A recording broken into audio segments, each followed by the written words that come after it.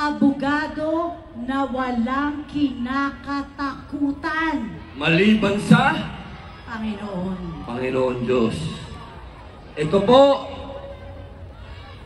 ang magtutuloy sa naiwan ng ating mahal na Senadora Miriam Defensor Santiago, ang nag-iisa, Attorney Rodante Marcoleta! Ako si Sara Duterte. Iisa lang ang Rodante Marcoleta sa Senado. Hindi natitinag at laging nasa panig ng tama. Marcoleta, may prinsipyo, may integridad, may paninindigan. Kaya ngayong darating na halalan, iboto natin ang number 38 sa balota.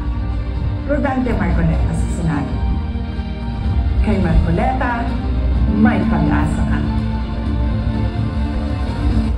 Rodante Marcoleta, lalaban para sa bayan. Si Marcoleta ay walang tutulungan. Kapag binasa po ninyo ang dyaryo kaninang umaga, ang sinasabi po ay bumaba na raw po ang presyo ng mga bilihin. Naramdaman po ba ninyo? Naniniwala po ba kayo?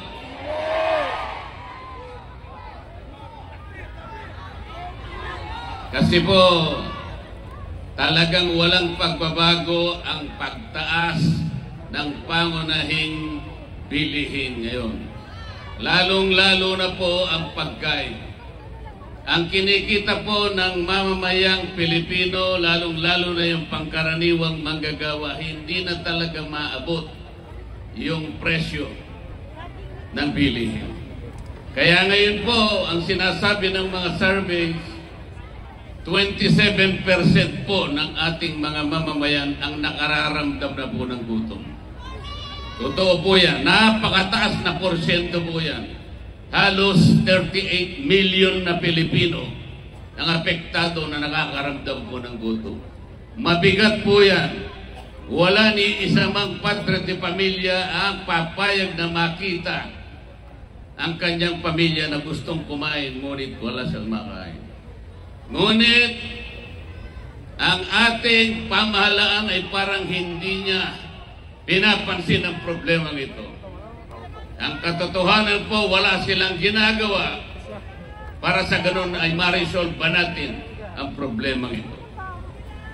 Ang ginagawa po nila ay binibigyan po kayo ng ayuda. Marami pong ayuda yan. May AX, may AKAP, may TUPAD, may MAIP, at kung ano-ano pa. Ang halaga po niyan ay halos kulang-kulang sa 2 bilyong piso. Ngunit, ang dapat na nabibigyan po dyan, hindi bababa sa bilang na 27 na mahihirap, 27 million na mahihirap na Pilipino. Hindi po ganun ang nangyayari. Sino po sa inyo ngayon, sa karamihan natin ngayon, ang nakatatanggap na regular ng ayuda? Sino po? Ang ayuda ngayon, ang pinakamabisang forma ng corruption. Hindi po napupunta sa halos 27 million na mahirap na Pilipino. Napupunta po sa bulsa ng ilan. Kaya po sinasabi ko, dahil nga pati nga presyo ng kuryente. Mura ba ang presyo ng kuryente ngayon? Ang sinasabi ko po sa mga kasama ko ngayon, kung kami po ay mapupunta lahat sa Senado, iisa lang po ang gagawin namin. Ito yung kauna-unahan. Ang sabi ko po sa kanila, at alam ko naman pumayag silang lahat, lahat po ng kumukonsumo na pamilya na 2,000 pababa, ililibre na po natin yon. Bakit po? Kapag ginawa natin yan, ang mabibiyayaan 27 million Pilipinos. Walang korupsyon sapagkat dire-diretsong pupunta sa inyo. Walang makakapagpasikat, walang magpapapugi. Akala mo sa kanila galing yung perang pinamimigay sa inyo. Hindi po totoo. Yun po ang gagawin natin. Madali po yun eh. Sa batas kasi ngayon, ang inililibre lang ay yung gumagasta ng 200 pesos. O isang araw lang ng kuryente yun, tapos na. Paano yung ibang araw? Hindi 200 pesos, dapat 2,000 pesos para mabiyayaan ang 27 million na mahirap na Pilipino. Ganon dapat ang iniisip natin. Hindi kung ano-anong ayuda na sa kanilang nanggagaling yun. Sa kanilang napupunta yun.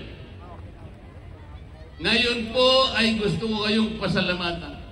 Sa kahuli-huli ang pagkakataon na nagkati po ng PDP laban. Hanggang ngayon, nandito pa po kayo. Hindi nyo kami iniwanan. Hindi kayo bumitaw. Ito po ang kailangan natin, ipagsigawan natin sa kanilang lahat. Hindi na kayo dapat magpabudol. Bakit? Yung konting ayuda ba na ibibigay sa inyo, masisilaw na kayo? Yun na ba ang katapat ng serbisyong hinahanap ng Pilipino? Yun ba yung sagot para ibangon ang kahirapan ng isang pamilyang Pilipino? Hindi po sagot yan. Salamat po. Huwag kayong pabibili, huwag kayong palilinlang. Natatakot na po sila, kinakabahan na po silang lahat ngayon. Nagtatago na lang sila sa survey.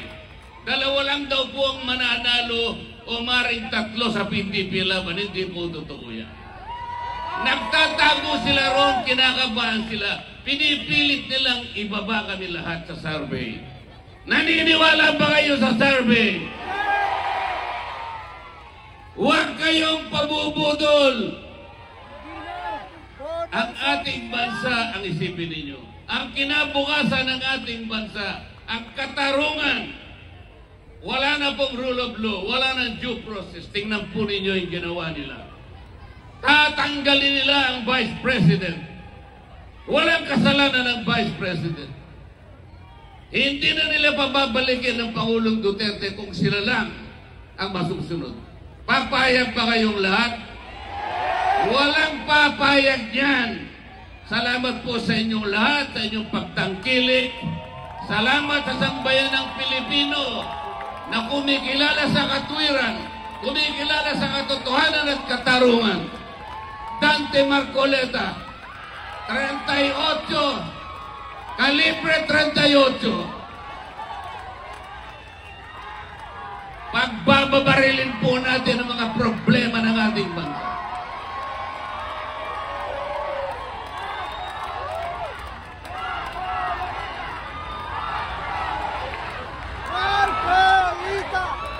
Maraming salamat po at magandang gabi sa ating lahat.